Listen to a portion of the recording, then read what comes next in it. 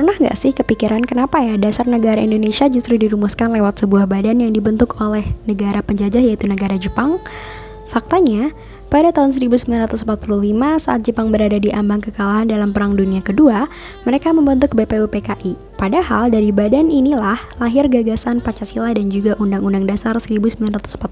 Jadi, apakah pembentukan BPUPKI ini murni bentuk dukungan Jepang terhadap kemerdekaan Indonesia atau cuma jadi strategi politik untuk mempertahankan kekuasaan mereka di negeri Indonesia? Jadi, mari kita bahas. Assalamualaikum warahmatullahi wabarakatuh. Om Swastiastu, Namo Buddhaya, dan salam kebajikan. Perkenalkan, nama saya Nindya Fauzia, nomor absen 4 dari kelas 11.5. Di sini saya izin untuk melanjutkan pembahasan mengenai kebijakan politik pemerintah Jepang pada masa akhir pendudukan. Untuk menjawab pertanyaan sebelumnya, kita perlu melihat kondisi Jepang pada masa akhir pendudukannya di negara Indonesia. Menjelang tahun 1945, Jepang berada dalam posisi yang semakin terdesak akibat kekalahan dalam Perang Dunia Kedua. Keadaan ini membuat Jepang mulai kehilangan kepercayaan rakyat di wilayah jajahannya. Oleh karena itu, Jepang mengubah strategi politiknya. Jepang berusaha menarik simpati rakyat Indonesia dengan menjanjikannya kemerdekaan. Nah, salah satu wujud dari kebijakan politik tersebut adalah pembentukan BPUPKI yang dimaksudkan untuk menunjukkan seolah-olah Jepang serius membantu persiapan kemerdekaan Indonesia. BPUPKI atau Badan Penyelidik Usaha-Usaha Persiapan Kemerdekaan Indonesia dibentuk pada tanggal 1 Maret 1945 dan diumumkan secara resmi pada 1 April 1945 oleh Letnan Jenderal Kumakichi Harada. Dan dalam bahasa Jepangnya disebut dengan Dokoritsu Junbi Chosakai. BPUPKI bertugas menyelidiki dan mempelajari berbagai hal yang diperlukan bagi pembentukan negara Indonesia merdeka, seperti bidang politik, ekonomi, serta tata pemerintahan. BPUPKI diketuai oleh Dr. Rajiman Weddio Diningrat dengan Wakil Ketua RP Suroso dan Ichibangase Yoshio. Anggotanya berjumlah sekitar 60 orang yang berasal dari berbagai golongan masyarakat Indonesia, serta beberapa anggota Jepang yang tidak memiliki hak suara.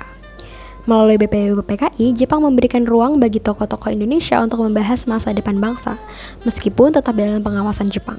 Sidang pertama BPUPKI dan Dasar Negara. BPUPKI mengadakan sidang pertamanya pada tanggal 29 Mei hingga 1 Juni 1945. Dan pada tanggal 29 Mei 1945, Muhammad Yamin menyampaikan 5 usulan dasar negara, yaitu kebangsaan, peri kemanusiaan, peri ketuhanan, peri kerakyatan, dan juga kesejahteraan rakyat. Dan selanjutnya, pada tanggal 31 Mei 1945, Profesor Dr. Mr. Supomo mengemukakan konsep negara integralistik yang menekankan persatuan, kekeluargaan, musyawarah, dan keadilan sosial. Dan kemudian, pada tanggal 1 Juni 1945, Insinyur Soekarno menyampaikan 5 rumusan dasar negara yang diberi nama Pancasila. Dari sidang pertama BPUPKI inilah lahir gagasan negara Indonesia yang menjadi fondasi Indonesia hingga saat ini, yaitu Pancasila. Panitia 9 dan Piagam Jakarta. Meskipun sidang pertama menghasilkan berbagai gagasan penting, BPUPKI belum mencapai kesepakatan final mengenai dasar negara. Oleh karena itu, dibentuklah panitia kecil yang dikenal sebagai Panitia 9, yang terdiri dari tokoh-tokoh nasional seperti Insinyur Soekarno, Dr. Andes Muhammad Hatta, Mr. Muhammad Yamin, Kiai Haji Wahid Hashim, dan juga Haji Agus Salim. Panitia 9 menghasilkan sebuah dokumen yang dikenal sebagai Piagam Jakarta, yang menjadi cikal bakal pembukaan Undang-Undang Dasar 1945. Sidang kedua BPUPKI. Hasil Piagam Jakarta kemudian dibahas lebih lanjut dalam sidang kedua BPUPKI. Sidang kedua BPUPKI berlangsung pada tanggal 10 hingga 16 Juli 1945 dan berfokus pada penyusunan rancangan Undang-Undang Dasar Indonesia. Berikut adalah video sidang BPUPKI Insinyur Soekarno membacakan UUD.